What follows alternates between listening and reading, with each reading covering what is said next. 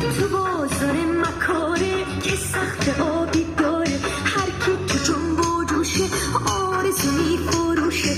با این همه خریدار چقدر شلوغ بازار، هر چیزی رو آوردن یا دیر یا زوری بردن.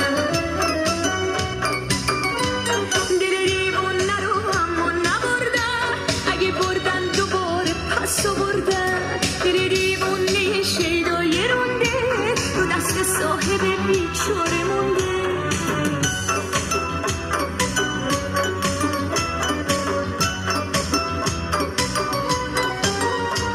حالا نشسته صاحب دل بازار کرده منزل، تو های و بوی بازار، تو غیر بال بسیار چشمش به دل بر